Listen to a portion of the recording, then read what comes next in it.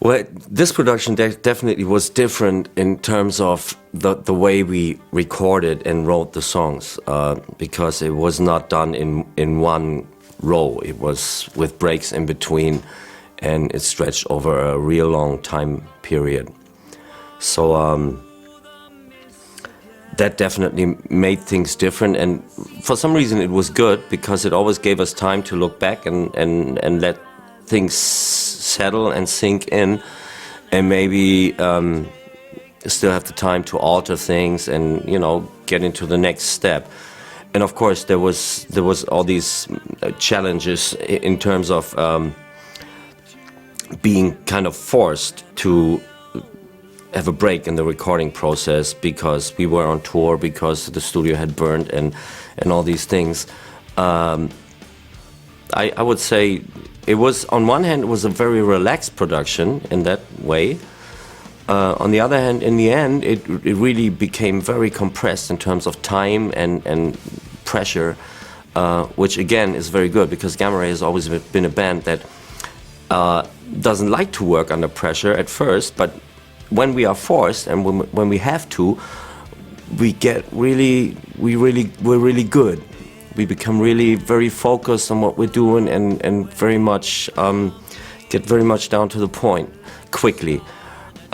This is good. And of course we had different recording rooms and different recording situations. I mean, for instance, the final vocals for the final tracks, and a lot I recorded at home, a home studio, which is fine. You know, I know what I'm doing there.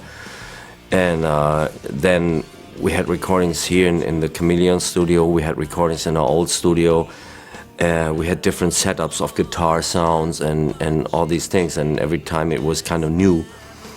And of course there's a challenge to get it all into one sound, you know, which in the end it worked out, no problem. But it wasn't easy sometimes.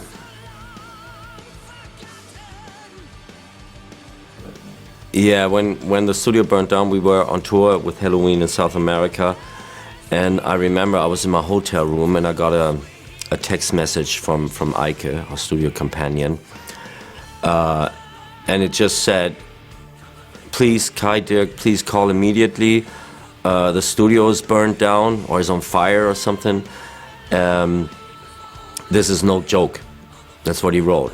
And I was sitting in my hotel room, I saw a message coming in, took my mobile, looked it up, so I read it, and I was like, all right, and put the mobile aside, and was sitting there just for half an hour about staring at the wall and doing nothing.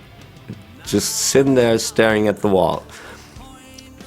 And then, because, you know, it was just like, okay, this is no joke. And I couldn't really realize the consequences and really picture it.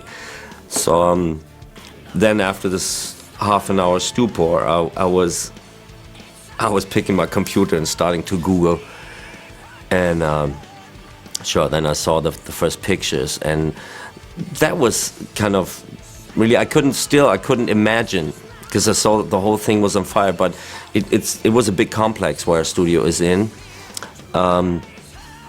It's like a big double U-shaped building, and you could see the fire police, you could see flames and everything, but I never saw any picture of our rooms being on fire. So, and that lasted for, like, I think pretty much until the end of the tour, that there was no proof that everything that was in our rooms has burned out. And of course there was a lot of contact with Eike and saying, what's the situation?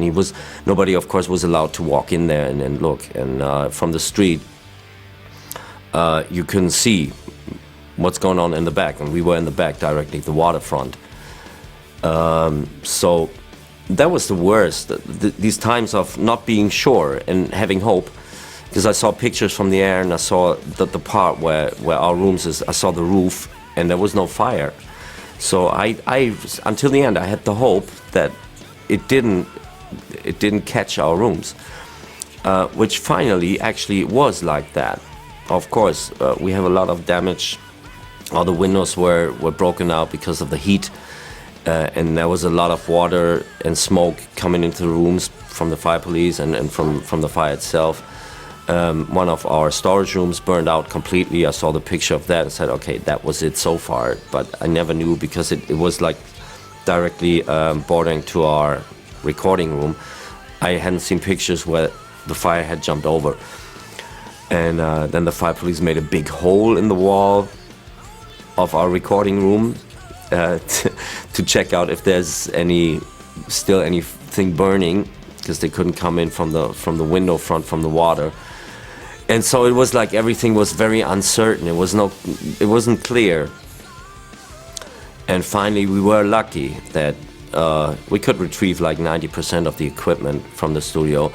But of course, still, when the process of sorting out which things we can really throw away, because it's like too much smoke and water inside, and which things are really to be saved. Luckily, all the guitars were retrieved. Still checking out if how much damage there is. But since we were so busy with the recordings here, there was no time to check this out and to find out how much damage actually there is from the water and everything. So we still have to see